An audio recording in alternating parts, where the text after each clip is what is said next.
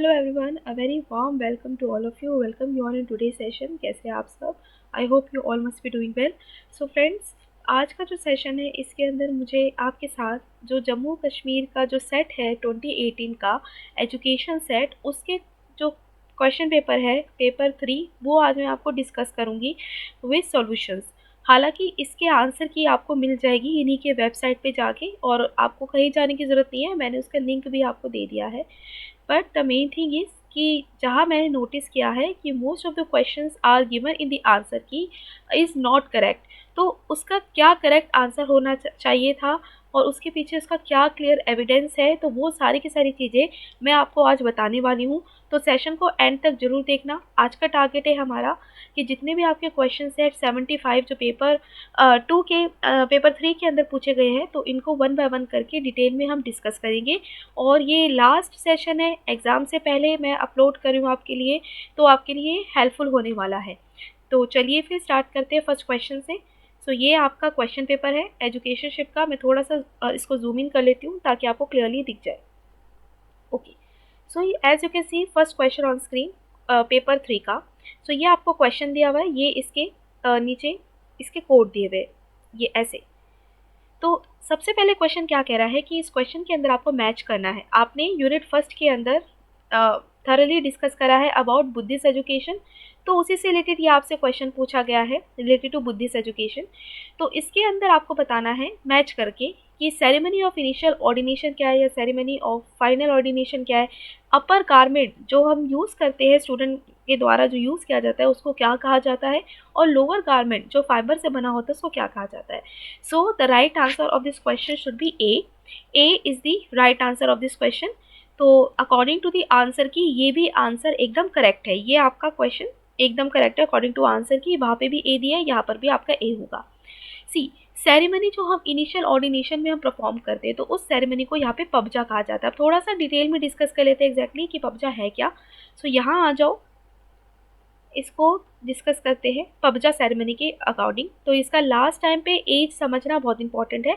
सो पबजा ceremony आपकी initial ceremony है जो स्टूडेंट को यहाँ पर एडमिट करने से मोनेस्ट्री में वहाँ पर कराई जाती है, और इसका जो एज ग्रुप होता है मिनिमम 8 ईयर्स होता है।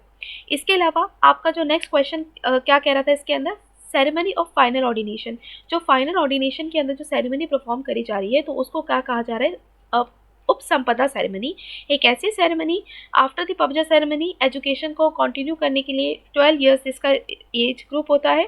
साथ के साथ यहाँ पे स्टूडेंट रिसीव करता है 12 साल की education and he had to go under the upasampada ceremony. इसके अलावा यहाँ पर आता है आपका अपर गारमेंट, जो स्टूडेंट के थ्रू यूज़ किया जाता है, उस अपर गारमेंट को यहाँ पर कहा जाता है अजीना। ठीक है, और लोअर गारमेंट को जो फाइबर से बना है उसको कहते हैं वसा। ठीक है, ये एब्सोल्युटली करेक्ट है। Now next question. So Vedas के अकॉर्डिंग बताना है। सो एज पर वेदा या वेदांत फिलोसफी की अगर हम बात करें तो क्रिएशन क्या है, ये क्रिएशन की क्या बात करते हैं। तो हमने थरेली यूनिट फर्स्ट के अंदर डिस्कस किया था हमारे रिवीजन सेशन में। तो वहाँ पे आपका वेदास के बारे में डिस्कस किया था। तो वेदास की ना ही कोई बिगनिंग है ना ही कोई एंड है। तो right answer of this question should be A. A होना चाहिए इसका राइट आंसर। ठीक है, और अकॉर्डिंग टू आंसर की वहाँ पे भी ए दिया हुआ है आपको। Now next question. ये क्वेश्चन आपका फिलॉसफी से रिलेटेड है। अब देखते हैं इसका राइट आंसर क्या होता है। सो आपको नेचर ऑफ फिलॉसफी बताना था, लेकिन क्वेश्चन में कह रहा था कि इनकरेक्ट है, incorrect about the nature of philosophy. तो थोड़ा सा मैं जूम इन कर लेती हूँ उसको, आपको क्लियरली विजिबल हो जाए। एक minute. Okay, so which of the following is incorrect about nature of philosophy. तो क्या फिलॉसफी मेक करता है मैन वाइजर, ट्रूथफुल, या डिफरेंट फिलोसफर्स के डिफरेंट पॉइंट ऑफ व्यू होते हैं, या philosophy result in the certain way of life, या a certain philosophy has a specific predictable behaviour. So the right answer of this question is B. So fourth यहाँ पे आपका बताना था कि इनकरेक्ट है, which of the following is incorrect. तो ये 4 आपका इनकरेक्ट है। ठीक है, सो राइट आंसर इसका सही है, क्योंकि सारी की सारी चीज़ें फिलॉसफी से रिलेटेड है कि फिलॉसफी आपका एक इंसान को वाइजर बनाता है, ट्रूथफुलनेस बनाता है। साथ के साथ फिलॉसफी का रिजल्ट होता है सर्टन वे ऑफ लाइफ में, और डिफरेंट फिलोसफर्स का अपना ही एक डिफरेंट पॉइंट ऑफ व्यू होता है। क्या प्रिडिक्टेबल बिहेवियर बता पा रहा है, विच इज़ नॉट नेसेसरली, तो ये गलत है। Now next question, question number 4। अब यहाँ पर इस क्वेश्चन के अंदर गड़बड़ी है। वो कैसे क्योंकि अकॉर्डिंग टू आंसर की यहाँ पे जो आंसर दिया हुआ है आपको वो यहाँ पे दिया हुआ है ए, लेकिन according to the question the right answer should be D. अब वो कैसे? क्योंकि क्वेश्चन क्या कह रहा है कि विच of the following is correct about realist education that is least important expect of process of knowing. यानी कि इन द केस आपको क्वेश्चन घुमा फिरा के कह रहा है कि रियलिस्ट एजुकेशन के अकॉर्डिंग जो चीज़ यहाँ पर बतानी है उसके अकॉर्डिंग जो लीस्ट इंपॉर्टेंट है, यानी कि सबसे कम इंपॉर्टेंट है जब हम प्रोसेस ऑफ नोइंग के बारे में जान रहे हैं। तो किसी चीज़ को अगर हम जान रहे हैं तो उसके अंदर हम अपने परसेप्शन का यूज़ करते हुए किसी कंसेप्ट को जान रहे हैं, हम कंसेप्ट का अटेनमेंट करते हुए जान सकते हैं और अपनी इंसाइट को डेवलपमेंट कर सकते हैं। सिर्फ मेमोराइजेशन करना इंफॉर्मेशन का, it's comes under the least important. और according to the question right answer should be D, not A.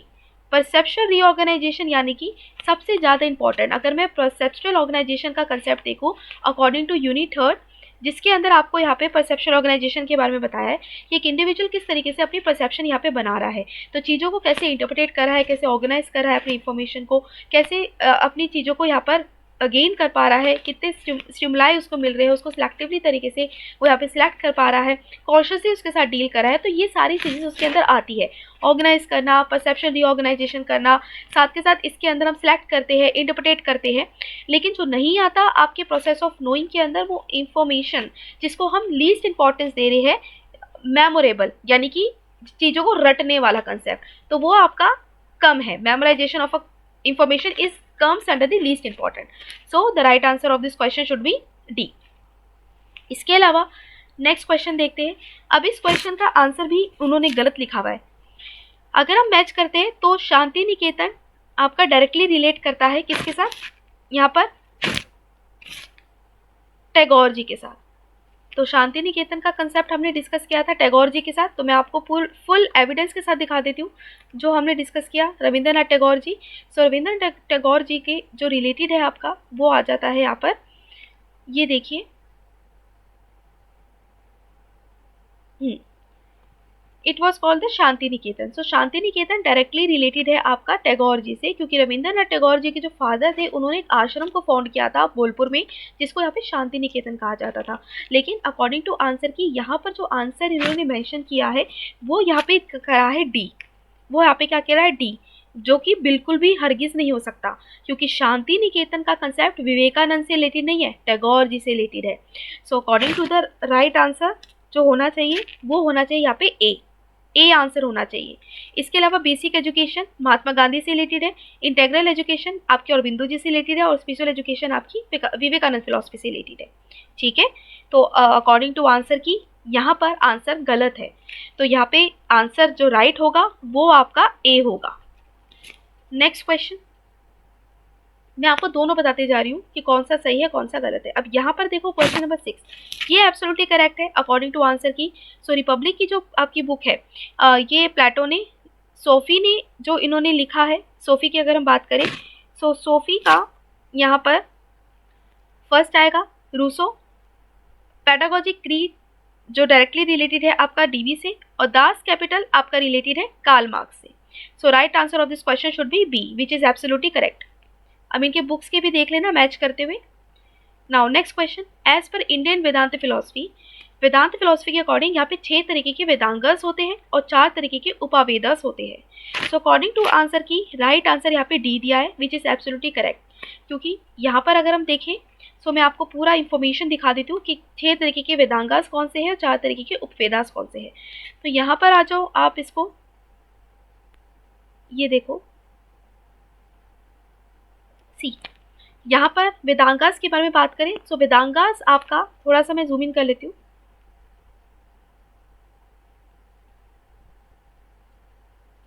Okay so यहाँ आ गया आपका। सो ये देखिए वेदांगास। सो वेदांगास का लिटरली मीनिंग क्या है आपका, लिम्स ऑफ द वेदास। 6 तरीके के होते हैं ये आपके, और just like the limbs of the body ये आपके वेरियस सपोर्टिव और ऑग्यूमेंटिंग फंक्शंस को परफॉर्म करते हैं, प्रिजर्व करने के लिए और प्रोटेक्ट करने के लिए आपके वेदा को और वेदिक के ट्रेडिशंस को। और 6 तरीके के वेदांगास कौन से हैं, शिक्षा, छंद, व्याकरण, निरुक्ता, ज्योतिषा और कल्पा। जो कि शिक्षा आपकी फोनेटिक्स से रिलेटेड है, व्याकरण आपका ग्रामर से रिलेटेड है, छंद आपका यहाँ पे मैत्री यानी कि छंद के बारे में बात करें तो छंद यानी कि आपका मीटर जो कि रिलेटेड है कि वैदिक पोएट्री से। और निरुक्त के बारे में बात करें तो निरुक्त यानी कि एटिमोलॉजी के साथ रिलेटेड है। और आपका कल्प रिचुअल और ज्योतिषा एस्ट्रोनॉमी से रिलेटेड है। तो 6 तरीके के वेदांगास है और 4 तरीके के आपके उप वेदांगास यानी कि 4 तरीके के आपके वेद, ऋग्वेद, सामवेद, यजुर्वेद और Atharvaveda. Next question, question number 8, point out one of the following statements which is not true. अब इनमें से कौन सी ऐसी स्टेटमेंट है जो ट्रू नहीं है। तो family is a group defined by the social relationship. Family एक सिस्टम है, रिलेशनशिप का एग्जिस्ट करता है between parents and children. Family एक बायोलॉजिकल यूनिट है, कंपासेस करती है हस्बैंड, वाइफ और चिल्ड्रन। या family is a group of person whose relationship are based on the faith and affection. So not true वाला बताना था। So right answer of this question is A. So according to the answer की ये भी आपका ए है। ठीक है, बाकी फैमिली आपकी सारी की सारी स्टेटमेंट मैंने यहाँ पे मेंशन करी है रिलेटेड टू फैमिली। तो ये देखो एक बार फैमिली से रिलेटेड कंसेप्ट ये मैंने मेंशन किया है यहाँ पर। और ये सारी ऑथेंटिक इन्फॉर्मेशन है, आपको सभी की सभी ऑथेंटिक इन्फॉर्मेशन इसमें देखनी, आप देख सकते हो, रेफर कर सकते हो। सो ये रहा आपका फैमिली से related. So according to different definitions regarding family, so family को अकॉर्डिंग टू मैक आइवर एक डिफाइन करते हैं कि ऐसा ग्रुप जो डिफाइन किया जाता है by the sex relationship sufficiently precise और एंड्योरिंग करना, प्रोवाइड करना प्रोटेक्शन और upbringing of a children. Elliott और मेरिल के अकॉर्डिंग फैमिली एक बायोलॉजिकल सोशल यूनिट है which is absolutely correct according to the statement. और बर्गिस और लॉकी के अकॉर्डिंग एक ग्रुप है पर्सन का जो एक साथ यूनाइट हो रहे हैं, ब्लड और अडॉप्शन इसके अंदर है, हाउस होल्ड कंसिस्टिंग है, एक आपस में इंटरेक्ट कर रहे हैं। ठीक है, next question,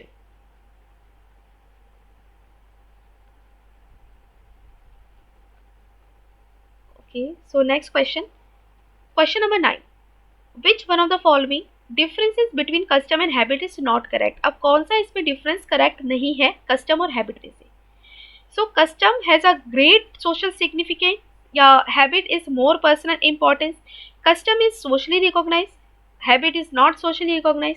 custom is normative, habit is also normative. Custom is social phenomena and habits is individual phenomena. यहाँ पे सभी के सभी स्टेटमेंट ठीक है, लेकिन आपका ए स्टेटमेंट यहाँ पे गलत है। आपको नए वाला जो गलत है वो बताना था, नॉट करेक्ट। सो ये आपका गलत है इसके अंदर, अकॉर्डिंग टू आंसर की ये भी एकदम सही है। Next, which one of the following indicates a community. अब कम्युनिटी के बारे में बताना है, तो कम्युनिटी क्या है। सो कम्युनिटी जिसके अंदर पीपल जो लिव करे हैं विलेज के अंदर, people live in village which is absolutely correct according to both answer की and according to the concept. Next question, question number 11, the relationship with in the family and structure in terms of set of. यानी कि एक relationship की बात करें family का और structure का, family relationship with in the family are structured in terms of कि फैमिली के अंदर जो रिलेशनशिप होते हैं वो किस स्ट्रक्चर के अंदर सेट होते हैं। तो वो स्ट्रक्चर आपका कहलाता है इसके अंदर, वो कहलाता है आपका नॉर्म्स।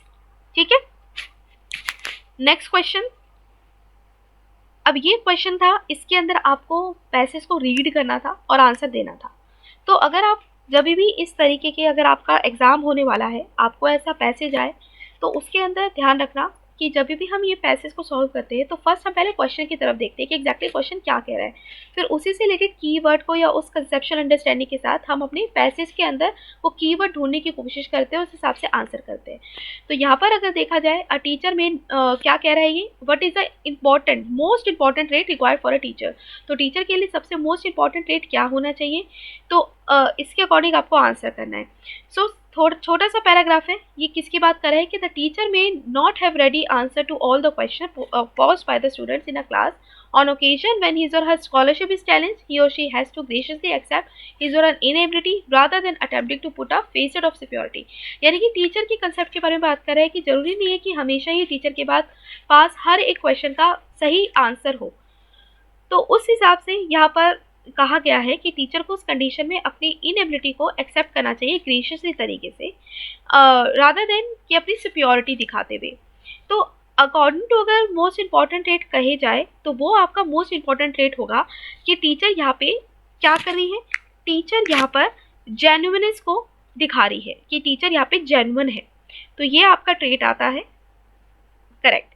इसके अलावा what is the role of played by the teacher है, तो टीचर क्या कर रही है, टीचर ना यहाँ पर प्रिटेंड कर रही है चीज़ों को, मतलब वो चीज़ों को छुपा रही है, अपनी फिकेट कर रही है सुपियोरिटी को। सो इन दैट केस यहाँ पे टीचर किस तरीके से रोल प्ले करी है, तो टीचर यहाँ पे अगर रोल प्ले करी जा रही है तो वो एज अ किसकी तरह रोल प्ले करी है, ट्रांसलेटर की तरह रोल प्ले कर रही है। इसके अलावा यहाँ पर आ जाएगा आपका नेक्स्ट क्वेश्चन, जिसके अंदर है आपका students feeling about their teacher is that of. अब स्टूडेंट की फीलिंग कैसी है अबाउट देयर टीचर, अगर टीचर किसी चीज़ को छुपाएगा डेलिबरेटली तरीके से या सुपीरियर बनने की कोशिश करेगा, तो एक ऐसा बिहेवियर होगा जो कैमा फ्लॉन्च बिहेवियर होगा, कैमा फ्लॉन्च बिहेवियर इसका होगा। Next question, question number 15। अब इसको आपको मैच करना था। सो रोशेश का इंक बोल्ड टेस्ट है, और ये हमने प्रोजेक्टिव टेक्निक के अंदर डिस्कस किया था कि जब एक इंडिविजुअल की पर्सनैलिटी को जज करना है या पर्सनैलिटी को असेस करना है, उसके लिए रोशेश इंक ब्लॉट टेस्ट था, जिसके अंदर इंक ब्लॉट के आपके जो इसमें आकृतियाँ बन रही थी, उससे एक पर्सन क्या उसको इंटरप्रेट कर पा रहा है, उसकी पर्सनैलिटी को यहाँ पे जज किया जा रहा था। अब इसके अंदर राइट आंसर इस क्वेश्चन का जो आपको दिया हुआ है वो राइट आंसर है बी। सो ये एब्सोल्युटली करेक्ट है अकॉर्डिंग टू आंसर की देखा जाए तो वो कैसे। तो यहाँ पर मैं आपको तीन चार चीज़ दिखाना चाहती हूँ।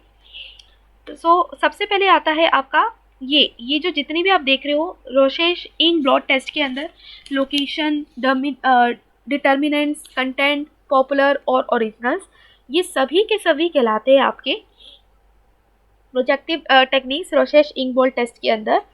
ये स्कोरिंग की टेक्निक होती है जिसके अंदर हम कंटेंट यूज़ करते हैं, जिसके अंदर हम लोकेशन यूज़ करते हैं, जिसके अंदर डिटर्मिनेंट्स यूज़ करते हैं, जिसके अंदर हम इंटरप्रिटेशन यूज़ करें। सो यहाँ पर लोकेशन क्या होता है, सबसे पहले कंटेंट को समझते हैं। सो कंटेंट यहाँ पे रेफर करता है एक ऐसा नेम और ऐसा क्लास ऑफ द ऑब्जेक्ट जो कि यूज़ किया जाता है रिस्पॉन्सेज में, कि अब यहाँ पर स्कोरिंग करी जा रही है कंटेंट के बेसिस पे। अब यहाँ पर एक पर्सन कैसे देख रहा है किसी पर्टिकुलर कंटेंट को, एज अ होल ह्यूमन देख रहा है या एज अ ह्यूमन डिटेल के अकॉर्डिंग देख रहा है, या ह्यूमन डिटेल यानी कि फिक्शनल या मैथोलॉजिकल तरीके से वो देख रहा है चीज़ों को, या एनिमल डिटेल उसका देख रहा है, इनकम्प्लीट एनिमल फॉर्म है या कैट्स हेड या क्लाव ऑफ अ क्रैब, या फिर सेक्स ऑर्गन्स को देख रहा है उस इंक ब्लॉट पिक्चर में। तो ये सब कुछ कंटेंट का पार्ट बन जाता है। स्कोरिंग, अब इसके हिसाब से हम स्कोरिंग करते हैं कि एग्जैक्टली उसको कंटेंट क्या दिख रहा है उस पर्टिकुलर इंक ब्लॉट के अंदर। इसके अलावा यहाँ पर लोकेशन, अब यहाँ पर लोकेशन के अंदर एक इंडिविजुअल का कैसा रिस्पॉन्स दिख रहा है, कैसा लोकेशन ऑफ रिस्पॉन्स है, उसके बेसिस पे एक इंडिविजुअल को यहाँ पे स्कोर प्रोवाइड किया जाता है। सो यहाँ पे अगर डी है, लोकेशन रेफर करता है कि how much of the ink blot you use to answer the question. D यानी कि is a commonly describe part of the blot, या डी एक अनकॉमनली डिस्क्राइब अनयूजुअल डिटेल जो आप यूज़ करे हैं, या एस यहाँ पे स्टैंड करता है वाइट स्पेस बैकग्राउंड के अंदर आपने यूज़ करा है लोकेशन ऑफ रिस्पॉन्सेज को शो करने के लिए, या डब्ल्यू तो ये आपका लोकेशन का पार्ट बनता है। इसके अलावा यहाँ पे जो डिटर्मिनेंट्स कोडिंग होता है, ये सबसे ज़्यादा कॉम्प्लेक्स फीचर होता है स्कोरिंग का। अब इसके अंदर 6 तरीके की ब्रॉड कैटेगरीज आ जाती है जिसके बेसिस पे एक इंडिविजुअल कैसा रिस्पॉन्ड कर रहा है उसके हिसाब से स्कोरिंग करी जाती है, कि क्या कलर उसको दिख रहा है, क्या फॉर्म दिख रहा है, क्या मूवमेंट उसके अंदर है, क्या पेयर्स और रिफ्लेक्शन उसको दिख रहा है, या शेडिंग इसका पार्ट बन रहा है। इसके अलावा इंटरप्रिटेशन, अब इंटरप्रिटेशन है कि यहाँ पर एक इंडिविजुअल का पर्सनैलिटी का डायनेमिक कैसा है, तो उसको इंटरप्रिटेट किया जाता है, उसके बिहेवियर को इंटरप्रिटेट किया जाता है during the testing pattern of a score. ठीक है, so right answer of this question is यहाँ पर बी हो जाएगा। क्लियर, यहाँ पे आई होप आपको समझ आ गया होगा, कोई डाउट नहीं हुआ होगा। नेक्स्ट क्वेश्चन की तरफ आगे बढ़ते हैं और आगे इसको डिस्कस करते हैं। सो ये एब्सोल्युटली करेक्ट है आपका ये क्वेश्चन, जिस हिसाब से इन्होंने हमें आंसर दिया है, which is absolutely correct. Location आपका आ रहा है, तो लोकेशन आपका शेप, कलर, शेडिंग, इंप्रेशन इसके अंदर आ जाएगा। इसके अलावा डिटर्मिनेंट्स आपके पार्ट ऑफ द ब्लॉक, और कंटेंट की बात करें तो ये आपका second human animal geography etcetera, और पॉपुलर और ओरिजिनल्स की बात करें तो ये आपका रिस्पॉन्सेज रीजनेबल इंटरप्रिटेशन। ठीक है, तो यहाँ पे आपका सारी चीज़ें हो गई। नेक्स्ट क्वेश्चन की तरफ आगे बढ़ते हैं और कुछ और जानते हैं। अब आता है आपका next question, the first psychologist जिसने कलेक्ट किया है detail data about adolescence. So according to the answer key यहाँ पे आंसर गलत दिया हुआ है। यहाँ पे उन्होंने मेंशन किया है कि ये जो आपको एडोलेसेंस का डेटा कलेक्ट करने वाला फर्स्ट साइकोलॉजिस्ट है उसका नाम लिखा है यहाँ पर बी, गाल्टन, जबकि गलत है। गाल्टन ने नहीं दिया, ये आपको स्टैनली हॉल ने दिया है। So this should be the right answer of this question. Now next, अब ये सैंग्विन टाइप ऑफ पर्सनैलिटी जो मार्क करता है characteristics like light heartedness, optimism, happiness etcetera, या एक्टोमॉर्फिक टाइप होता है पर्सनैलिटी का, तो वो कैटेगराइज करता है by the self assertiveness, loves risk and adventure. So C, यहाँ पर आपको मैंने यूनिट 3 की जब रिवीजन करी थी, यूनिट 3 की जब हमने यहाँ पे रिवीजन करी थी, तो वहाँ पे मैंने आपको टाइप बताए थे, बॉडी के टाइप, जिसकी वजह से आप पर्सनैलिटी को आंकड़े थे। अब यहाँ पर दो तरीके के बॉडी टाइप्स को मैं डिस्कस करती हूँ, एक तो सैंग्विन वाला और दूसरा आपका यहाँ पर आ जाता है एक्टोमॉर्फ वाला। सो ये देखो, इसको थोड़ा सा जूम आउट करते हैं। सो ये देखो, सो सैंग्विन की बात करें तो सैंग्विन आपका क्या है, एक जिसके अंदर ये जो आपको क्लासिफिकेशन है 4 तरीके के टेम्परामेंट्स की, ये आपको हिपोक्रेट्स की टाइपोलॉजी के अंदर मिल जाएगी। अब हिपोक्रेट्स की टाइपोलॉजी के अंदर इन्होंने पर्सनैलिटी को बॉडी फ्लूइड और ह्यूमर के बेसिस पे यहाँ पर मतलब एक्सप्लेन किया था। तो जिसके अंदर 4 तरीके के टेम्परामेंट्स में सबसे पहला ब्लड आपका यानी कि सैंग्विन, क्लोरिक, मेलनकॉली और फ्लैग्मेटिक आ जाता है। सो यहाँ पे अगर मैं सैंग्विन की बात करूँ तो एक ऐसे पर्सनैलिटी, ऐसी करेक्टरिस्टिक्स पर्सनैलिटी होती है कि जो काफ़ी करेजियस होते हैं, हेल्पफुल होते हैं और एमोरवस होते हैं। और इनका कलर कैसा होता है फ्लूइड का, वो होता है आपका ब्लड। अब इस केस के अंदर यहाँ पर जो पहली स्टेटमेंट है एब्सोल्युटली करेक्ट है कि सैंग्विन एक ऐसा type of personality, light heartedness है, ऑप्टिमिज्म है, हैप्पीनेस है। सेकंड कैरेक्टरिस्टिक कह रहा है कि एक्टोमॉर्फिक एक ऐसा टाइप ऑफ पर्सनैलिटी है जो कि सेल्फ असर्टिवनेस है, लव्स करते हैं रिस्क और एडवेंचर को, जबकि ये आपका गलत है। क्योंकि जो आप बात कर रहे हैं एक्टोमॉर्फ की, तो ectomorph according to Sheldon typology ये फ्रजाइल होते हैं, ये रिस्ट्रेन्ड होते हैं, नॉन असर्टिव होते हैं, सेंसिटिव होते हैं, लीन होते हैं, डेलिकेट होते हैं, पुअर मसल होते हैं। जो वो कंडीशन आपको कह रहा है, वो कह रहा है रिस्क टेकिंग बिहेवियर वाला, वो आपका अलग हो जाएगा, वो आपका इस मेसोमॉर्फ के अंदर हो जाएगा, मस्कुलर है और रिलैक्स्ड है आपका, ठीक है। तो इसके अकॉर्डिंग जो राइट आंसर आपका होगा वो होगा यहाँ पर सी, कि पहला करेक्ट है, सेकंड इनकरेक्ट है। लेकिन आंसर की के अंदर जो आपको दिया हुआ है, आंसर की के अंदर जो आपको दिया हुआ है वो यहाँ पर 17 का आंसर दिया हुआ है आपको डी, ये जो कि गलत है, ठीक है। Right answer should be C, ध्यान रखना इसको। मैं आपको पूरे एविडेंस के साथ समझा रही हूँ कि क्यों इसका राइट आंसर है, क्या इसका आंसर नहीं है ना। अब क्वेश्चन नंबर 18, अब क्वेश्चन नंबर 18 के अंदर भी इन्होंने झोल झपाटा किया है, क्योंकि आंसर इन्होंने गलत दिया है। वो कैसे, आपको यहाँ पे मैच करना था ड्राइव, गोल, ब्लॉक और सिलेक्शन। मेरे पास फुल एविडेंस है कि यहाँ पर इसका जो राइट आंसर होना चाहिए, राइट आंसर होना चाहिए आपका, वो होना चाहिए यहाँ पर बी। ड्राइव क्या है, यानी कि किसी चीज़ को पाने की इच्छा, तीव्र इच्छा आपकी जाग रही है, ड्राइव।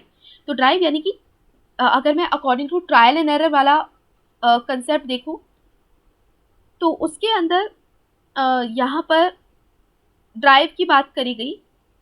सो ड्राइव के अंदर आपका जो कंसेप्ट आया, ये देखो, अभी मैं आपको इसमें डिस्क्रिप्शन दिखा देती हूँ, हंग्री कैट वाला जो कंसेप्ट।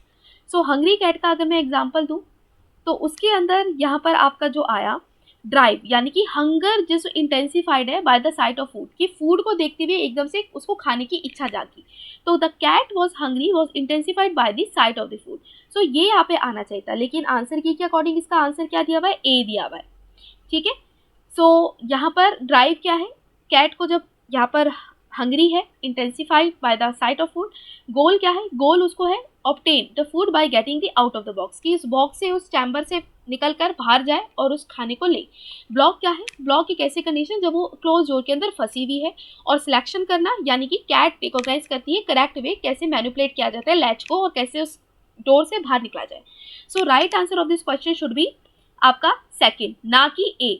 गलत है ए, बी होना चाहिए यहाँ पे आंसर, ठीक है। बी इसका राइट आंसर होना चाहिए, ध्यान रखना, B should be the right answer. So ये मैं फुल एविडेंस के साथ आपको कह रही हूँ। गोल क्या है, to get the food by getting out of the box. Block क्या है, the cat was confined in the box with a close door. Random movements, cat persistently तरीके से ट्राई करती है come out of the box without the knowing. और फ्लैक्शन क्या है, ग्रेजुअली जब कैट करेक्ट मूवमेंट ले लेती है मैनिपुलेट करने का लैच को। सो ये आपको आंसर दिया हुआ है, ठीक है। So right answer of this question should be यहाँ पर बी। सो काफ़ी सारे क्वेश्चन गलत है ये, आई डोंट नो वाई, क्या होना चाहिए इसके अंदर, बट काफ़ी सारे क्वेश्चन आपको गलत ही मिलेंगे इसमें जम्मू कश्मीर के सेट में। तो जो आपको करेक्ट कराया जा रहा है उसको ध्यान से समझते हुए आंसर करना। Now next question, question number 19, arrange the process of classical conditioning in a sequential manner. तो क्लासिकल कंडीशनिंग को आपको सिक्वेंशियल मैनर में लगाना है।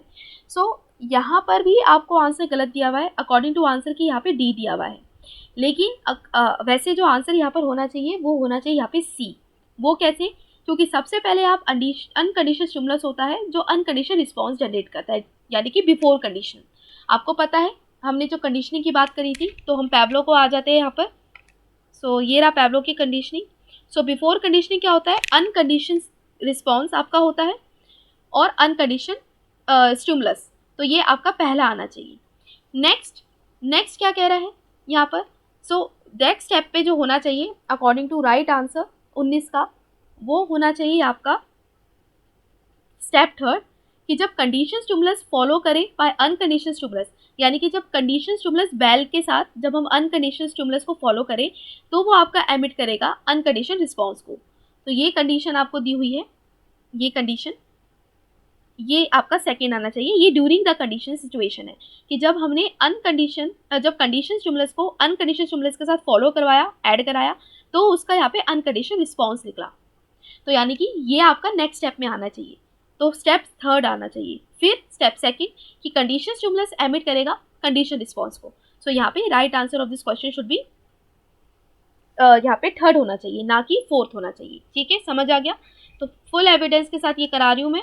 Next question, the first stage of Hull analysis of a learning induce. अब first stage of Hull analysis के अंदर, या हल का जो मैथमेटिकल डिडक्शन जो थ्योरी है इनकी, तो उसके अकॉर्डिंग आपको राइट आंसर देना था। तो first stage of Hull analysis of learning इसके अंदर जो इंक्लूड करती है 20 का, दैट शुड बी बी, यानी कि दोनों ही इसके अंदर करेक्ट है। इंटरवीनिंग वेरिएबल होते हैं, डिपेंडेंट वेरिएबल होते हैं आपके सारे के सारी चीज़ें इसके अंदर। सो ये आपका राइट आंसर है। नेक्स्ट, हल postulates a reaction potential has a following factors। तो रिएक्शन पोटेंशियल के कुछ फैक्टर्स आपको बताने हैं। सो रिएक्शन पोटेंशियल के अंदर RER के अंदर क्या आपका यहाँ पे हल क्या पॉस्टुलेट करते हैं, किस तरीके के फैक्टर को? So the right answer of this question should be D, habit strength आ जाती है और आपका इंसेंटिव आ जाता है। ठीक है, नेक्स्ट क्वेश्चन, ये एकदम सही था। फॉरवर्ड कंडीशनिंग, अब यहाँ पे गड़बड़ी है। फॉरवर्ड कंडीशनिंग में CS का क्या रोल है, मतलब CS क्या होता है फॉरवर्ड कंडीशनिंग में? तो कंडीशन स्टिमुलस यानी कि बेल। तो यहाँ पर जो राइट आंसर होना चाहिए वो होना चाहिए यहाँ पर A, CS प्रीसीड्स US, यानी कि CS फॉरवर्ड कंडीशनिंग में पहले आता है, फिर बाद में जाके आपका यहाँ पर ये देखो कंडीशन, ये आपको कंडीशनिंग भी मैंने कराई है, ये देखो। सो CS पहले आएगा, पहले हम बेल बजाएगी फिर जाके फूड देगी, तो CS preceded US। So right answer of this question should B A, ना कि कोइंसाइड करना। कोइंसाइड नहीं कर रहे हम, प्रीसीड कर रहे हैं, यानी कि कंडीशन स्टिमुलस को, यानी बेल पहले बजा रहे हैं, फिर बाद में जाके हम अनकंडीशन स्टिमुलस दे रहे हैं, तो वो क्या है आपका? फूड है। तो right answer of this question should B A, ना कि C। Next question, question number 23। और क्वेश्चन नंबर 23 के अंदर भी मुझे यहाँ पे गड़बड़ लगा। ये क्या कह रहा है question number 23, which one of the following will be called a negative reinforcement situation. Negative reinforcement situation क्या कहलाती है? सो यहाँ पर अगर आ जाओ, हमने रीइंफोर्समेंट के शेड्यूल डिस्कस करे थे, अगर आपको याद हो तो यूनिट 3 के जब हमने रिवीजन करी थी, तो रीइंफोर्समेंट के शेड्यूल मैं आपको दिखा देती हूँ पिक्चर के साथ, ताकि आप एक बार रिकॉल कर लो इसको। सो 1 second, let me open my slide, ये रहा। सो सी, रीइंफोर्समेंट हमने बात करी थी। सो रीइंफोर्समेंट की आपका पॉजिटिव रीइंफोर्समेंट होता है, नेगेटिव रीइंफोर्समेंट होता है, punishment, positive punishment, negative punishment. So negative reinforcement की क्या कंडीशन थी? सो नेगेटिव रीइंफोर्समेंट की कंडीशन यही थी कि जब आप किसी अवर्सिव स्टिमुलस को रिमूव कर रहे हो to increase and maintain the behaviour. अब इसके अंदर क्या करा, यहाँ पर आ जाओ, जब हम इसमें पॉजिटिव रीइंफोर्समेंट, नेगेटिव रीइंफोर्समेंट की बात करते हैं, सो रीइंफोर्समेंट के अंदर हमेशा ही आप यहाँ पर बिहेवियर को इंक्रीज करने की कोशिश करते हैं। सो बिहेवियर को इंक्रीज करना, जिसके अंदर आप यहाँ पे पॉजिटिव रीइंफोर्समेंट में स्टिमुलस को प्रेजेंट करते हो और नेगेटिव के अंदर स्टिमुलस को यहाँ पे रिमूव करते हो, लेकिन बिहेवियर की टेंडेंसी को बरकरार रखने के लिए। अब मैंने यहाँ पे एक एग्जांपल दिया था आपको बच्चे वाला, कि अगर मैं पॉजिटिव रिइंफोर्समेंट की बात करूं, अगर बच्चे ने अपना कमरा साफ किया तो उसकी टेंडेंसी को बरकरार रखने के लिए मदर उसको कुकी दे रही, रिवॉर्ड दे रही है, तो इसके अंदर क्या किया, एक प्रेजेंट स्टिमुलस उसमें ऐड कर दिया। नेगेटिव रिइंफोर्समेंट के अंदर क्या किया, यहाँ पे रिमूव करा एक अवर्सिव स्टिमुलस को, इंक्रीज करने के लिए, मेंटेन करने के लिए फ्रीक्वेंसी ऑफ अ बिहेवियर, यानी कि अगर बच्चा अपने कमरे को साफ करता है तो उसको यहाँ पे रिवॉर्ड दिया जाता है कि वो यहाँ पे रात के बर्तन नहीं मांजेगा, तो रात के बर्तन नहीं मांजेगा यानी कि नेगेटिव अवर्सिव स्टिमुलस है, इसको हमने रिमूव कर दिया। सेम वे में यहाँ पर अगर देखो इसका जो राइट आंसर क्या होना चाहिए, सो यहाँ पर जो आंसर की के अकॉर्डिंग जो दिया हुआ है वो आपको दिया हुआ है यहाँ पर डी, ये डी कहाँ है, 23 का यहाँ पर ये ए दिया हुआ है, थर्ड इज करेक्ट। क्या थर्ड आपको करेक्ट लग रहा है? The child cries and the mother gets reprimand from her father, यानी कि अगर बच्चा रोता है तो मदर को डांट पड़ती है फादर से, तो क्या ये नेगेटिव रिइंफोर्समेंट है आपका? इसके अंदर क्या हम नेगेटिव जो स्टिमुलस है, जो अवर्सिव स्टिमुलस है, तो उसको हम रिमूव करा रहे हो और टेंडेंसी को बरकरार रख रहे हैं? ऐसा मुझे नहीं लग रहा। सो राइट आंसर जहाँ पे होना चाहिए वो आपका ए होना चाहिए, यानी कि ये फर्स्ट इज करेक्ट। वो ऐसे कि मदर ना बच्चे को मिल्क दे रही है to the avoid her crime, कि जो अवर्सिव स्टिमुलस है उसको यहाँ पे रिमूव किया जा रहा है, ठीक है, और टेंडेंसी को बरकरार रखने के लिए कि वो कम रोए, उसको यहाँ पे दूध दिया जा रहा है। तो यहाँ तक आंसर इसका मुझे लग रहा है वो यहाँ पे ए होना चाहिए, गलत आपको दिया हुआ है D. Next, motivation doesn't imply, तो मोटिवेशन इम्प्लाई नहीं करता, क्या इम्प्लाई नहीं करता motivation? So arousal of a feeling state, ये एब्सोल्युटली करेक्ट है। नेक्स्ट क्वेश्चन, अब इस क्वेश्चन नंबर 25 के अंदर भी मुझे गड़बड़ लगी, क्योंकि अकॉर्डिंग टू क्वेश्चन यहाँ पर 25 का जो आंसर दिया हुआ है वो आपको दिया हुआ है, एक मिनट, वो आपको दिया हुआ है यहाँ पे डी, वो आपको क्या दिया हुआ है, एक minute, 1 second, sorry for interruption. तो ये आपको आंसर उसके अंदर दिया हुआ है डी, तो क्या आपके अकॉर्डिंग ये डी होना, क्या आपके अकॉर्डिंग ये आंसर डी होना चाहिए? ऐसा पॉसिबल नहीं है। वो ऐसे क्योंकि शेरीफ और कैंट्रिल ने जो आपको स्टेटमेंट दी है वो आपको दिया है यहाँ पर ईगो इन्वॉल्वमेंट, मैक्लिडीन का जो कंडीशन है ये आपको दिया है अचीवमेंट मोटिव, मॉर्गन ने जो दिया है वो आपको यहाँ पर दिया है सेंट्रल मोटिव स्टेट, और इसके अलावा जो मुर्गन ने जो मॉरी ने आपको दिया है, मॉरी ने जो कंसेप्ट आपको दिया है वो आपको दिया है psychogenic need. So right answer of this question should be C, ना कि डी, ठीक है, इसलिए राइट आंसर इसका सी होगा। और ये आपकी सारी की सारी थ्योरी मैंने 1 बाय 1 करके आपको समझाई थी, सो ये ध्यान रखना सभी की सभी थ्योरीज आपकी बहुत इंपॉर्टेंट है, शेफरिन एंड कैंथ्रिल की और मैक्लिडीन की, तो ये आपको यूनिट 3 की रिवीजन के अंदर मिल जाएगी। तो ये मैंने सारी थ्योरी कराई हुई है, सो आप देख सकते हो। एल्डरफर का ERG थ्योरी है, मैक्लिडीन का आपका जिसमें हम यहाँ पे बात कर रहे हैं अचीवमेंट की, एफिलिएशन की, नीड ऑफ पावर की। इसके अलावा यहाँ पे एल्डरफर की थ्योरी आ जाती है जो इंडिविजुअल साइकोलॉजी की बात करता है, इन्फीरियरिटी कॉम्प्लेक्स की बात करता है, तो ये सारी चीज़ें आपकी टिप्स पे होनी चाहिए। Next question, question number 26, trial and error method of learning according to Thorndike could be classified under, जो ट्रायल एंड एरर मेथड है तो ये क्या क्लासीफाई करता है? So which is absolutely correct according to answer की भी। सो ये आपका प्रिंसिपल ऑफ मल्टीपल रिस्पॉन्सेस आता है। नेक्स्ट, अब ये दिया हुआ है which of the following is not a kind of conference of a group guidance technique. So जो ग्रुप गाइडेंस टेक्निक का पार्ट नहीं है तो आपका वो होना चाहिए केस कॉन्फ्रेंस, बाकी कोर्स कॉन्फ्रेंस, जॉब कॉन्फ्रेंस और करियर कॉन्फ्रेंस ग्रुप गाइडेंस से रिलेटेड आपका आ जाएगा। नेक्स्ट क्वेश्चन, डॉल्स और पपेट यूज करे जाते हैं इन फॉलोइंग सोशियोमेट्रिक मेथड, तो किस तरीके के सोशियोमेट्रिक मेथड के अंदर यूज किए जाते हैं? तो ये सभी के सभी आपके आ जाते हैं प्ले टेक्निक्स पे। नेक्स्ट, अब नेक्स्ट आ जाओ 29, paranoia is marked by extreme suspiciousness of others people motives, frequently resulting in elaborate beliefs that certain people are plotting against her. So paranoia condition क्या है? So paranoia कंडीशन एक ऐसी condition है friends कि जिसके अंदर ना क्या होता है, यहाँ पर एक इंडिविजुअल को डर लगा रहता है कि कोई उसके खिलाफ कोई प्लॉटिंग कर रहा है, मतलब सस्पिशियस रहता है पर्सन। तो ये एब्सोल्युटली करेक्ट है। इसके अलावा साइकोपैथेटिक डेविएशन अगर एक इंडिविजुअल का होता है तो माइल्ड इलिएशन होता है, एक्साइटमेंट होती है विदाउट एनी क्लियर रीजन। तो ये दोनों आपके करेक्ट है, ठीक है, राइट आंसर इसका बी है।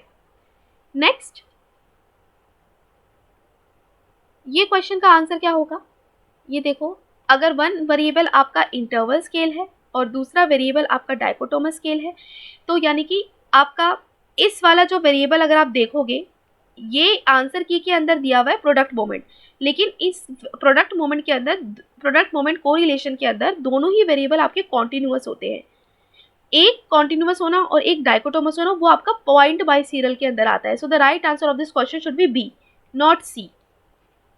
नेक्स्ट, और ये कोरिलेशन के अंदर हमने डिस्कस किया था। Next question number 31, which of the following statements is not correct, a test can not be valid without being reliable, यानी कि टेस्ट वैलिड नहीं हो सकता विदाउट बीइंग रिलायबल, या test can be reliable without being valid, कि test reliable हो सकता है विदाउट बीइंग वैलिड, या test can be both valid और रिलायबल, या test can be valid without being reliable. तो ये गलत है। अगर कोई टेस्ट वैलिड है, इट 100% मीन्स कि वो यहाँ पे रिलायबल भी होगा। सो ये स्टेटमेंट गलत है। Next question, standardize test are preferred for, standardize test हम किसके लिए यूज़ करते हैं, तो स्टैंडर्डाइज टेस्ट हम सभी के लिए यूज़ करते हैं, प्लेसमेंट के डिसीजन के लिए भी, गाइडेंस एंड काउंसलिंग डिसीजन के लिए भी, हम यहाँ पे करिकुलम और पॉलिसी के डिसीजन को भी बनाने के लिए करते हैं, और स्टूडेंट के ग्रेडिंग के डिसीजन के लिए भी करते हैं। तो एब्सोल्युटली करेक्ट यहाँ पे अकॉर्डिंग टू आंसर की D. Next, panel study, cohort study, trend study या cross sectional study. So question number 33, इसका जो राइट आंसर आपका होना चाहिए वो होना चाहिए यहाँ पे सी, ठीक है, सी is the right answer.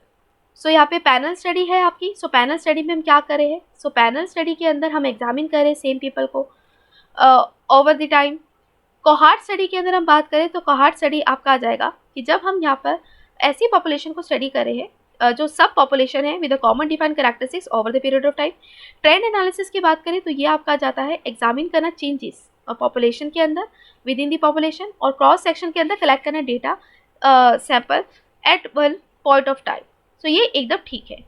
Next question, which of the following measurement doesn't divide a set of observation into equal part, तो ऐसा कौन सा इंस्ट्रूमेंट है जो कि डिवाइड नहीं करता सेट ऑफ ऑब्जर्वेशन को इक्वल पार्ट के अंदर, तो इक्वल पार्ट के अंदर डिवाइड नहीं करता। मीडियन करता है, क्वार्टाइल करता है आपका, मीडियन कर देता है आपका, ठीक है, आपका डिकाइल कर देता है पार्ट्स में, लेकिन स्टैंडर्ड डेविएशन नहीं करता। So right answer of this question is standard deviation. Now इस क्वेश्चन का आंसर भी गलत दिया हुआ था। In a distribution is abnormally tall the peak then the distribution is what. So यहाँ पर अगर मैं नॉर्मल प्रोबेबिलिटी कर्व के बारे में बात करूँ तो यहाँ पर जो कर्व की डायरेक्शन है वो एबनॉर्मली तरीके से ऊपर झुकी हुई है, यानी कि पीक पर है। सो पीक की कंडीशन को क्या कहा जाता है, लेप्टोकर्टी कहा जाता है। और यहाँ पे आंसर क्या दिया हुआ था, आंसर की के अंदर बी, पायरोकर्टिक, ये गलत है। Leptokurtic should be the right answer of this question, ठीक है। नेक्स्ट क्वेश्चन, सैम्पलिंग फ्रेम क्या है, सो सैम्पलिंग फ्रेम यानी कि लिस्टिंग दी पॉपुलेशन, एब्सोल्युटली करेक्ट। पैरामीट्रिक और नॉन पैरामीट्रिक क्या है, सो यहाँ पर जो राइट आंसर होना चाहिए वो डी। तो आपको कंफ्यूज नहीं होना था, पैरामीट्रिक और नॉन पैरामीट्रिक का रिलेशन बताना था, यानी कि इन जितनी भी स्टेटमेंट देख रहे हो एक पैरामीट्रिक है, एक नॉन पैरामीट्रिक है, एक पैरामीट्रिक है, एक नॉन पैरामीट्रिक है। अब इसके अंदर जो नहीं है तो वो आपका काई स्क्वायर टेस्ट और मीडियन टेस्ट, क्योंकि दोनों ही आपके नॉन पैरामीट्रिक है, दोनों ही आपके नॉन पैरामीट्रिक है, तो ये एब्सोल्युटली करेक्ट है, ठीक है। नाउ नेक्स्ट अगर हम बात करें इसके अंदर,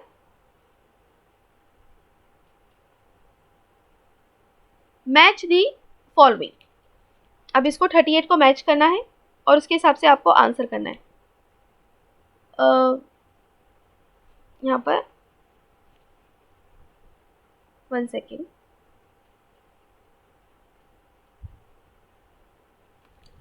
ethnography research, rotational design, grounded theory और फिल्मोलॉजिकल रिसर्च। तो एथनोग्राफी रिसर्च, रोटेशनल डिज़ाइन और ग्राउंडेड थ्योरी और फिल्मोलॉजी रिसर्च को मैच करना था। तो इस क्वेश्चन का जो राइट आंसर होना चाहिए वो आपका ए होना चाहिए। सो एथनोग्राफी के अंदर इंटैक्ट ग्रुप आ जाएगा, रोटेशनल डिज़ाइन के अंदर आपका सी आ जाएगा अप्रोच, ग्राउंडेड थ्योरी के अंदर हम थियोरेटिकल सैम्पलिंग करते हैं, और फिल्मोलॉजिकल रिसर्च के अंदर हम यहाँ पे एंथ्रोपोलॉजिकल अप्रोच इन रिसर्च कर रहे हैं, ठीक है। तो यहाँ पे आपका राइट आंसर आ जाएगा 38 का। Next question,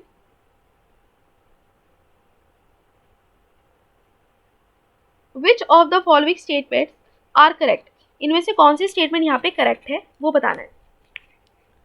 which of the following statements are correct, उसके हिसाब से आंसर करना है।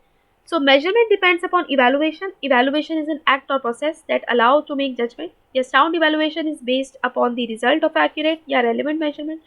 या फिर आपका इसमें कौन सा सही है, तो तीनों ही यहाँ पर सही है। मेजरमेंट डिपेंड करता है इवैल्यूएशन पे, इवैल्यूएशन एक जजमेंट बनाता है।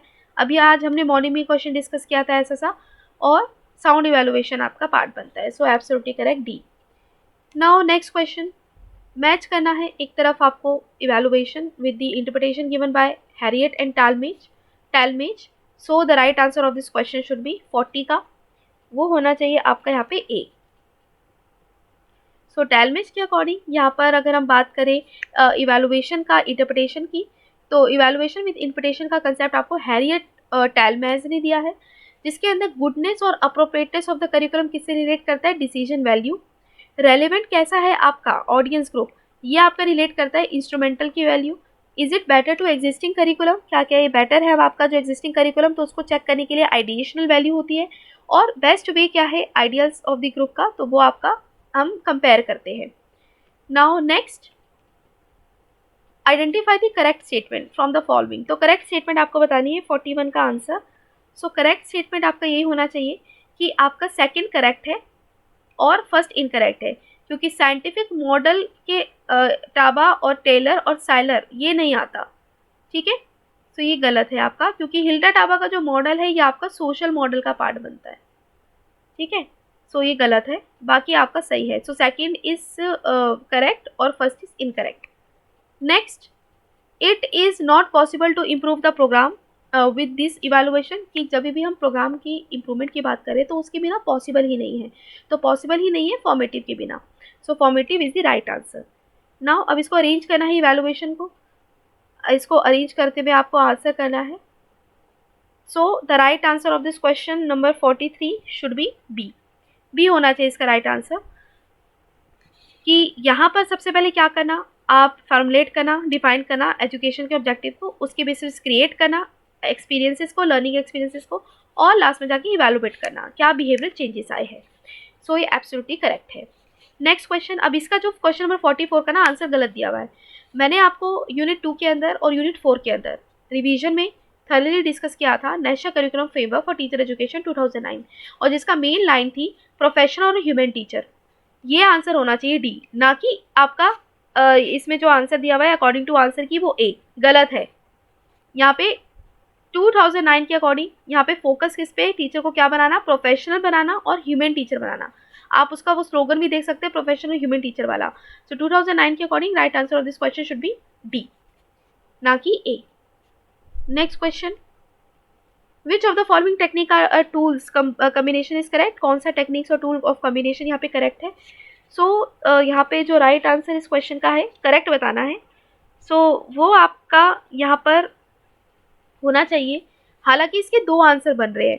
प्रोजेक्टिव टेक्निक, इंक ब्लॉट्स भी है, कैट भी है, टैट भी है और इंटरव्यू भी है, और ऑब्जर्वेशन टेक्निक भी है, चेक भी है, लिस्ट भी है, लेकिन अकॉर्डिंग टू आंसर की सी दिया हुआ है, ठीक है। दो इसके आंसर बन सकते हैं, प्रोजेक्टिव टेक्निक भी आ जाता है और ऑब्जर्वेशन टेक्निक के अंदर चेक लिस्ट और रेटिंग स्केल्स ये सब कुछ आ जाता है, दो इसके आंसर बनते हैं। नेक्स्ट क्वेश्चन, क्वेश्चन नंबर 46, तो ये क्वेश्चन काफ़ी ईजी था। C, how well are test sample represent the universe of a criteria behaviour, तो किस तरीके से आपका टेस्ट जो क्राइटेरिया है उसके बिहेवियर को यहाँ पे बता रहा है, तो वो डायरेक्टली आपका रिलेट करता है इसके अंदर सेकंड से, यानी कि कंटेंट का वैलिडिटी। इसके अलावा को रिलेट कैसे करा है, तो concurrent validity. How well test score predict the future orientation, तो प्रिडिक्टिव वैलिडिटी। और how well the test seems to be measure a hypothesis threat, तो वो आपका यहाँ पर आ जाएगा, यहाँ पर थर्ड, यानी कि कंस्ट्रक्ट वैलिडिटी। तो right answer of this question should B 46 का, ये होना चाहिए बी, जो कि करेक्ट है अकॉर्डिंग टू आंसर की भी। Next, which of the following refers to criteria reference test, तो क्राइटेरिया रेफरेंस टेस्ट से जो रेफर करते हैं वो बताना है। सो क्राइटेरिया रेफरेंस टेस्ट में क्या होता है कि जितने भी आप क्वेश्चन यहाँ पे बनाते हो ये मेक श्योर करते हो कि क्वेश्चन ना कि ज़्यादा ईजी हो ना ही ज़्यादा डिफिकल्ट हो। तो हम ऑमिट करने की कोशिश करते हैं very easy and very hard questions को, कोशिश करते हैं कि एक एवरेज रेंज में क्वेश्चंस को बनाया जाए ताकि लार्ज ऑडियंस आपकी क्वेश्चंस को परफॉर्म कर पाए। इसके अलावा it goes with the description of what exactly the individual has to perform. तो ये दोनों ठीक है आपका, यानी कि अकॉर्डिंग टू आंसर देखा जाए तो यहाँ पे B is the right answer. Next, Raven's का स्टैंडर्ड प्रोग्रेसिव मैट्रिक्स। तो रेवंस का standard progressive matrix can be used for, so 48 का जो राइट आंसर है वो आपका ए है, सभी के सभी करेक्ट है। मैंने आपको रेवंस का स्टैंडर्ड प्रोग्रेसिव मैट्रिक्स बताया था। सो रेवंस का स्टैंडर्ड प्रोग्रेसिव मैट्रिक्स टेस्ट आपका था, ये देखो ये रहा। सो रेवंस का प्रोग्रेसिव मैट्रिक्स टेस्ट था जो कि नॉन वर्बल ग्रुप के साथ किया जाता था। ऐसे स्टूडेंट या ऐसे लोग जो कि इलिटरेट थे, पढ़ नहीं पा रहे थे, तो वो भी यहाँ पे इसका यूज़ कर सकते थे।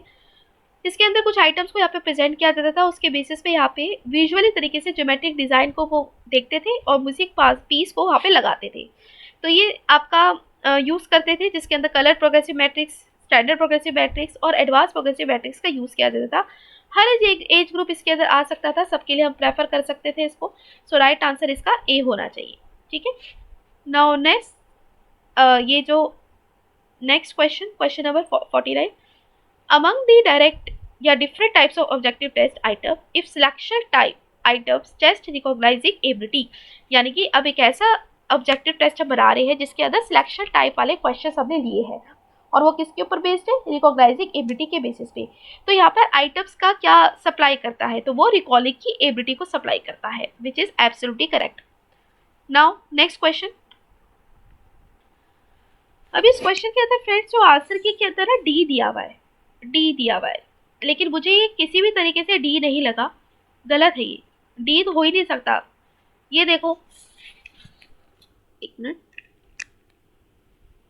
सो ये क्वेश्चन देखो ध्यान से समझना। आर्टिकल नंबर 29, अब मैं सभी आर्टिकल की लिस्ट दिखाती हूँ आपको। ये देखो ये रहे मेरे article. Article number 45 right to free and compulsory education से रिलेटेड है। सो आर्टिकल नंबर 45 किससे रिलेटेड है, राइट टू मतलब फ्री एंड कंपल्सरी एजुकेशन। तो आर्टिकल नंबर 30 का 45 का जो बैच होना चाहिए इसके साथ होना चाहिए, यानी कि थर्ड का डी होना चाहिए, थर्ड का डी होना चाहिए। Now article number 29, article number 29 किसकी बात करता है, सो आर्टिकल नंबर 29 जो बात करता है वो एजुकेशन ऑफ माइनॉरिटीज़ की बात करता है और protection of interest of minority की बात करता है। आर्टिकल नंबर 29, सो प्रोटेक्शन की इंटरेस्ट की बात करना, तो यहाँ पे right of education of minority की बात करता है। तो आर्टिकल नंबर 29 यानी कि ये जो आपका ये जो फर्स्ट होना चाहिए, फर्स्ट का राइट आंसर ए होना चाहिए। इसके अलावा यहाँ पर आ जाओ आर्टिकल नंबर 30। अब आर्टिकल नंबर 30 किसकी बात करता है, आर्टिकल नंबर 30 बात करता है कि right of minority to establish and administer the education institution, कि यहाँ पर राइट देना मिनॉरिटी को कि वो खुद का अपना एजुकेशन इंस्टीट्यूशन को स्टैब्लिश कर पाए। तो यहाँ पर अपने खुद का इंस्ट्रक्शनल यहाँ पे स्टैब्लिश कर पाए, तो उससे रिलेटेड तो यह दिया हुआ नहीं है। ठीक है, इसके अलावा यहाँ पर देखो इस क्वेश्चन में आर्टिकल नंबर 350, और आर्टिकल नंबर 350 किसकी बात करता है, ये बात करता है मदर टंग की। तो यहाँ पर आर्टिकल नंबर 350 यानी कि 4 का जो आंसर होना चाहिए वो होना चाहिए instruction in the mother tongue, B. ठीक है, तो यानी कि इसमें अगर देखा जाए तो ये तो आपका कहीं अवेलेबल नहीं है। ठीक है, ये बन सकता है, लेकिन आर्टिकल नंबर 29 का सी यहाँ पर है, right to conserve their own knowledge. तो ये आपका थोड़ा सा क्वेश्चन मुझे गड़बड़ लग रहा है। ठीक है, बाकी आप देखना इसको, क्वेश्चन को क्या बनना चाहिए इसका राइट आंसर, तो आप बताना इसका क्या होना चाहिए। लेकिन आंसर की के अंदर आंसर आपका गलत दिया हुआ है, ये कह रहा है आर्टिकल नंबर 29 यानी कि कंपल्सरी एजुकेशन देना, जो हो ही नहीं सकता, गलत है। ठीक है, नेक्स्ट क्वेश्चन की तरफ बढ़ते हैं।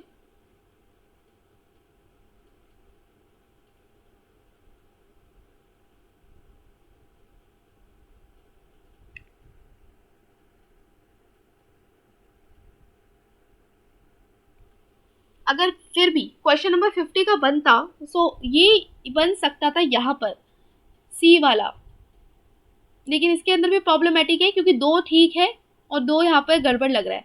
तो देखना इसका राइट आंसर क्या होगा 50 का, आप बताना मुझे कमेंट सेक्शन में।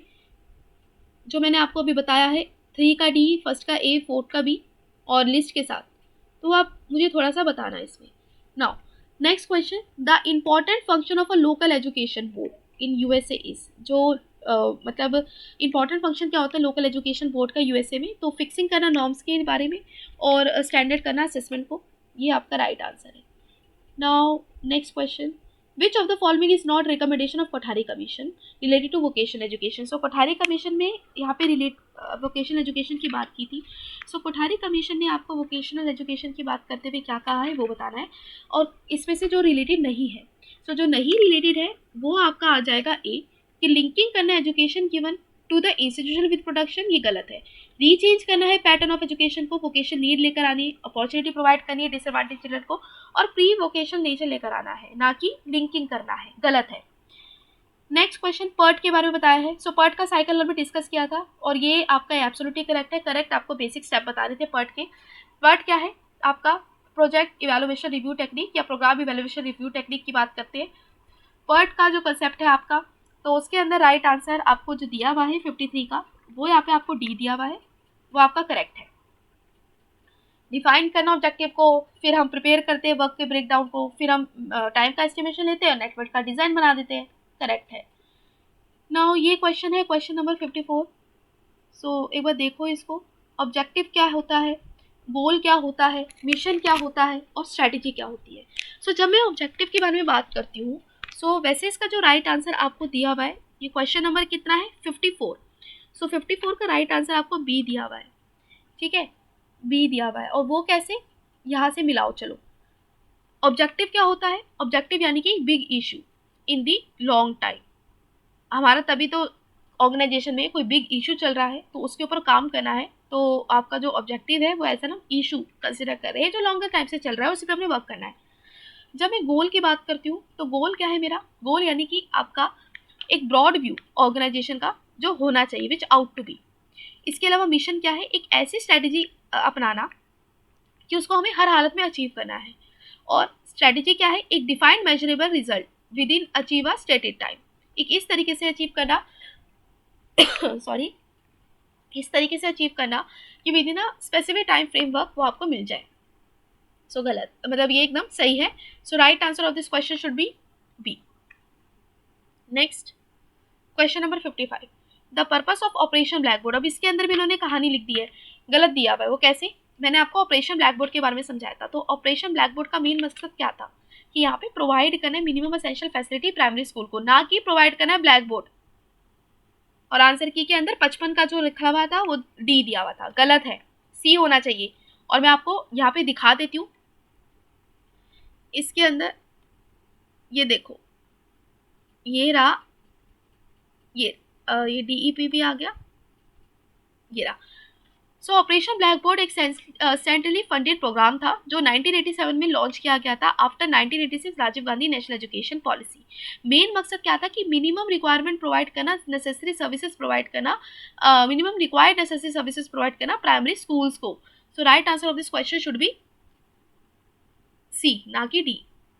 Next question, question number 56, a leader with which style of leadership is more likely to inspire trust, respect and measurable positive effects among subordinates. So the right answer of this question is participative style. तो leader जो कि एक ऐसा style है leadership का कि inspire करता है, ट्रस्ट करता है, मेजरेबल पॉजिटिव इफेक्ट बनाता है सबऑर्डिनेट्स के साथ, तो पार्टिसिपेटिव आ जाता है। सही है ये एकदम। नाउ एसएमसी के बारे में सुना होगा, ये आपकी हर एक एसएमसी यानी कि स्कूल मैनेजमेंट कमेटी, या आपकी हर एक जो गवर्नमेंट स्कूल है उसके अंदर ये एसोसिएटेड है, उसके साथ लिंक्ड अप है। तो इनका मेन फंक्शन क्या है, सो इसमें से मेन फंक्शन ये है कि ये मॉनिटर करते हैं स्कूल की एक्टिविटी को, पेरेंट्स टीचर मीटिंग को कंडक्ट करती है और सपोर्ट करती है स्कूल की एक्टिविटी को। ये टीचर की अटेंडेंस को मेंटेन नहीं करती।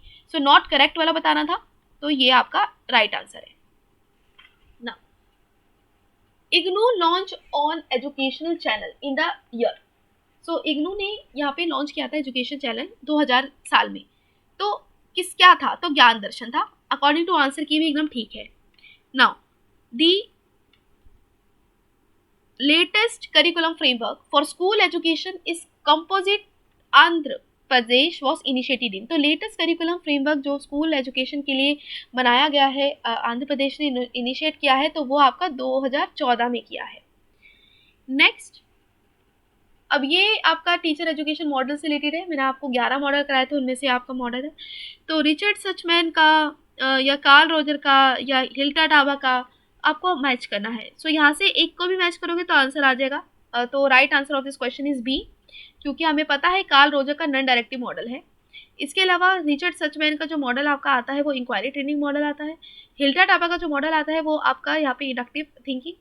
और इसके अलावा यहाँ पर आपका जो हम डिस्कस करते हैं इसमें सेरिन और ब्रॉक का, ये आपका आता है सोशल सिमुलेशन मॉडल। और मैंने आपको ये सोशल सिमुलेशन मॉडल कराया भी था, याद हो तो।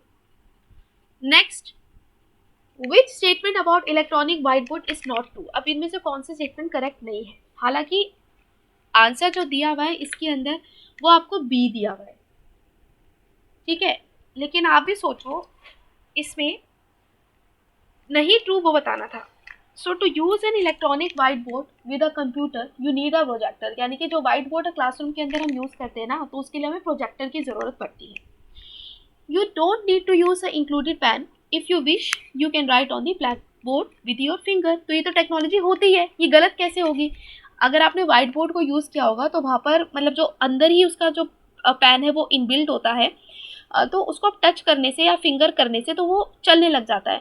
तो ये कह रहे हैं कि you don't need to use finger, you don't need to use मतलब pen, if you wish you can write with the fingers. तो ये करेक्ट है, ये गलत कैसे हो गया। हालांकि सी वाली स्टेटमेंट मुझे गलत लग रही है। ये कह रहा है कि इलेक्ट्रॉनिक व्हाइट बोर्ड को ऐसा माउंट कर दो, इतना हाई कर दो कि स्टूडेंट्स यहाँ पे उसको देख पाए, ना कि टच कर पाए। क्या ये सही है या गलत है, आप मुझे बताना। मुझे इसका राइट आंसर जो लग रहा है वो सी लग रहा है।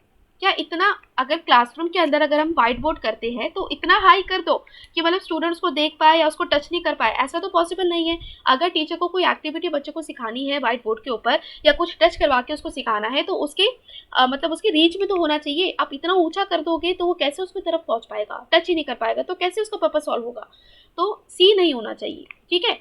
सो यहाँ पर C should be the correct answer. बाकी आप मुझे बताना आपको क्या लगता है इसका राइट आंसर क्या सही है या गलत है, क्योंकि आंसर की के अंदर बी दिया हुआ है। नेक्स्ट क्वेश्चन, इसमें ऑड वन आउट करना था आपको, find the odd one out. तो क्वेश्चन नंबर 62 का आंसर क्या होगा।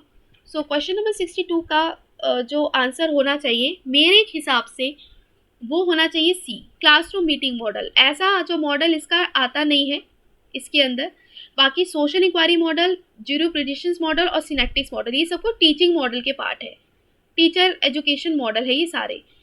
लेकिन ये जो क्लासरूम मीटिंग मॉडल नहीं आता, तो ये आंसर नहीं होना चाहिए। और उसके अंदर आंसर दिया हुआ है ए, सोशल इंक्वायरी मॉडल, जबकि social inquiry is a part of model. देखते हैं चलो। नेक्स्ट क्वेश्चन, माइक्रो टीचिंग क्या है। सो माइक्रो टीचिंग के अंदर फॉल्स वाला बताना है। सो जो फॉल्स है वो बताना है। सो 63 के अंदर फॉल्स ये आएगा कि माइक्रो टीचिंग के अंदर specific area of teaching skills can be assess using the micro teaching. तो ये गलत है। हालांकि माइक्रो टीचिंग इनोवेटिव मेथड है, एम्फेसिस करता है कैसे पढ़ाया जाए, कैसे कब पढ़ाया जाए, कैसे पढ़ाया जाए, या रिक्वायर करता है peers to observe skills. D नहीं आएगा। Next question number 64, which item is not accurate statement about computer based testing. तो कंप्यूटर बेस्ड टेस्टिंग में एक्यूरेट स्टेटमेंट नहीं है, वो बतानी है। तो right answer of this question is D, accurate statement नहीं है in the context of computer based testing, वो बताना था। सो डी नहीं आएगा। नेक्स्ट क्वेश्चन नंबर कौन सा है, 65। सो 65 का राइट आंसर यहाँ पे सी होना चाहिए। अकॉर्डिंग टू आंसर की भी एकदम ठीक है, सी इसका राइट आंसर होना चाहिए। वो इसलिए क्योंकि माइक्रो टीचिंग क्या होता है, एक स्किल ट्रेनिंग होती है, टीचर को प्रोवाइड करते हैं कि कैसे पढ़ाना है, कब पढ़ाना है, क्या पढ़ाना है, कैसे एग्जीक्यूट करना है। लेक्चर के अंदर लार्ज ग्रुप टीचिंग होती है, ट्यूटोरियल के अंदर हम स्मॉल ग्रुप को टीच कर रहे हैं, और पावर पॉइंट के अंदर आप मीडिया इंटीग्रेटेड टीचिंग है। करेक्ट है एकदम। Next question number 66। अब मुझे इसका जो आंसर लगा फ्रेंड्स, वो मुझे यहाँ पे जो आंसर लगा 66 का, वो यहाँ पे सी लगा, क्योंकि SCERT आपका स्कूल एजुकेशन से रिलेटेड है। SCERT की फुल फॉर्म क्या है, पहली बात तो state council education research training, तो ये स्कूल एजुकेशन से रिलेटेड है। इसके अलावा SIEMAT, अब ये SIEMAT क्या है, तो ये एक बार लिख लो इसकी डेफिनेशन। सो ये रहा, मैं इसकी डेफिनेशन आपको ऑथेंटिक चीज़ से ही बताऊंगी ताकि गलत ना हो। और आप अगर एग्ज़ाम में आ जाए तो आप कर पाओ उसको।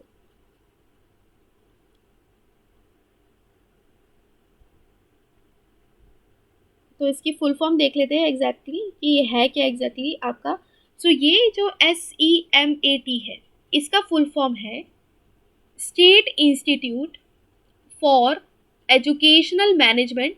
मैं थोड़ा ऐसे ही लिख रही हूँ, बाकी मैं बोल रही हूँ स्टेट इंस्टीट्यूट ऑफ सॉरी, यहाँ पे मैं इरेज करके लिख ही देती हूँ आपके लिए, रुको।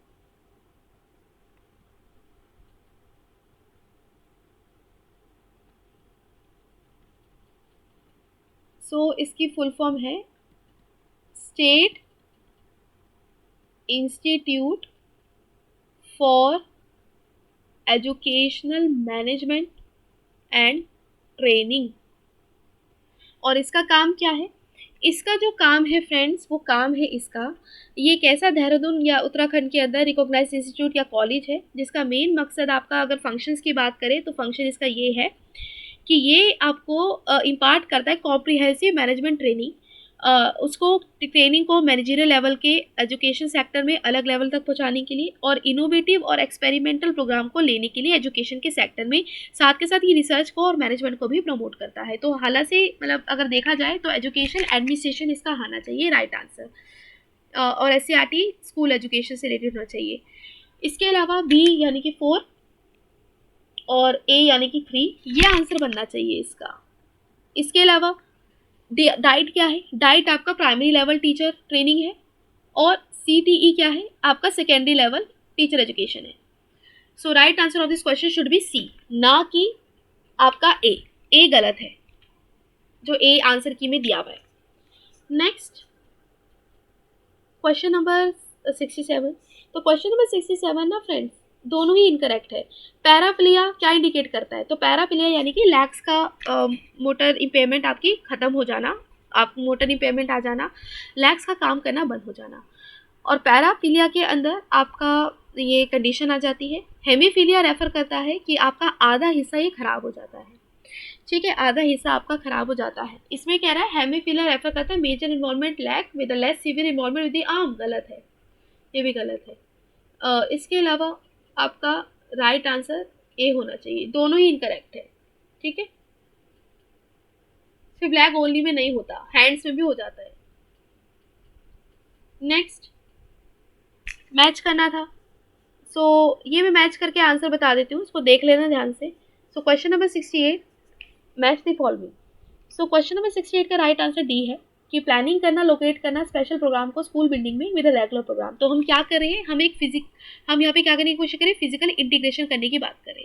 फिजिकल इंटरेक्शन करना बच्चे के साथ जो हैंडीकैप मतलब स्टूडेंट्स विदाउट द हैंडीकैप, तो वो आपका आ जाएगा इसके अंदर।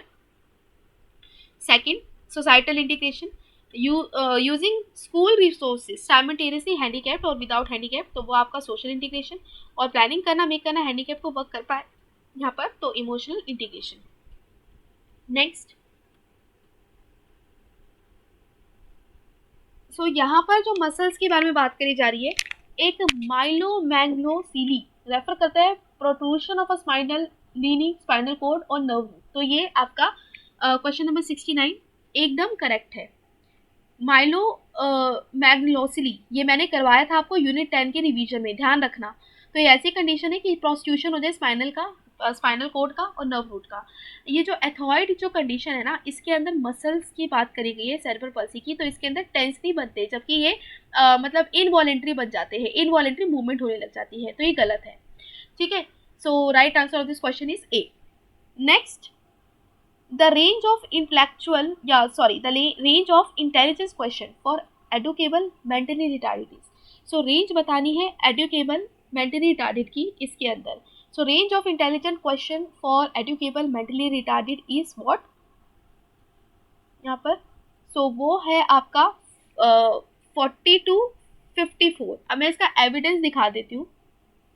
so ये मैंने एडुकेबल एक रिसर्च पेपर में से लिया है, और वो रिसर्च पेपर ऑथेंटिक है क्योंकि वो इंटरनेशनल जर्नल से के अंदर पब्लिश था। सो सी यहाँ पे एडुकेबल मेंटल रिटार्डेशन डिले करता है एक्वायरिंग करने में basic reading, writing, counting skills emerging through late speaking and linguistic. और ये आपकी होती है एक एज ग्रुप इसका 45 से 74 रेंज तक, and they are incompetent in terms of language skills, perception power, memory, capacity, imagination. So right answer of this question should be ये D.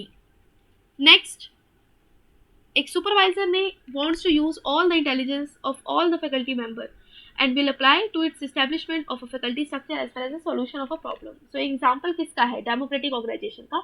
So right answer of this question is participation. Next, third level के अंदर theory यानी कि 3 तरीके की stages बतानी change की तो इजी था और आंसर की भी इजी था, मतलब सही दिया था, unfreezing, moving and रीफ्रीजिंग. Now DPEP क्या है? सो DEPE यानी कि क्वेश्चन नंबर 73 का आंसर यहाँ पर होना चाहिए, जो आंसर इसमें दिया हुआ है क्वेश्चन नंबर 73 का वो दिया हुआ है सी, यानी कि ओनली सी इज इनकरेक्ट. वो कैसे कि DPEP, अब मैं आपको दिखा देती हूँ DPEP क्या है. सो DPEP यानी कि डिस्ट्रिक्ट प्राइमरी एजुकेशन प्रोग्राम है, स्टार्ट किया गया था 41 डिस्ट्रिक्ट में, वेरियस स्टेट में, और इम्प्लीमेंट किया गया था 271 डिस्ट्रिक्ट्स में in country across the 18 states. और डिस्ट्रिक्ट प्राइमरी एजुकेशन को यहाँ पे जो मेन क्रेडिट दिया जाता है डिसेंट्रलाइजेशन करना, प्लानिंग करना, एडमिनिस्टर करना, विलेज लीडरशिप का, एनजीओस का.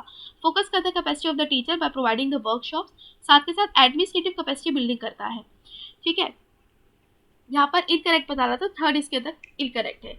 प्रोग्राम है एजुकेशन असेस करना, 100% अटेंशन, बेसिक यूनिट है आपका, स्टेट में चल रही है. तो क्या making the education in backward student district in female on the par of the national average, गलत है.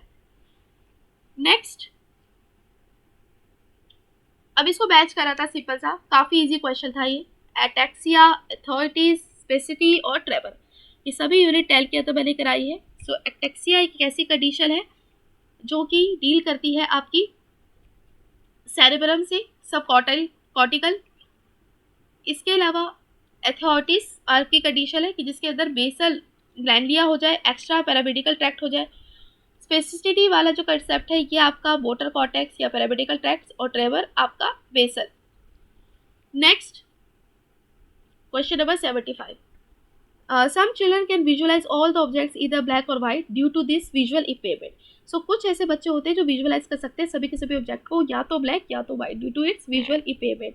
तो अपनी विजुअल इम्पेयरमेंट के बजाय तो कैसी कंडीशन है? Complete colour blindness, partial colour blindness, astigmatism, जो रतौंधी जिसको कहते हैं यहाँ पर,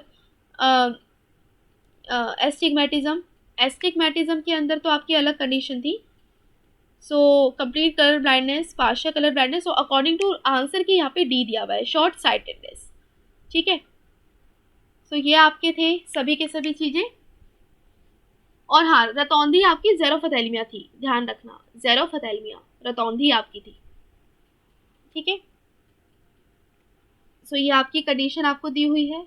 तो आई होप आपको ये क्वेश्चन पेपर समझ आया होगा. बहुत ही इंपॉर्टेंट था ये आपके साथ डिस्कस करना लास्ट मोमेंट पे, क्योंकि मोस्ट ऑफ द क्वेश्चंस के जो आंसर यहाँ पे गलत लिखे हुए थे तो मैंने वो सही करने की कोशिश करी है.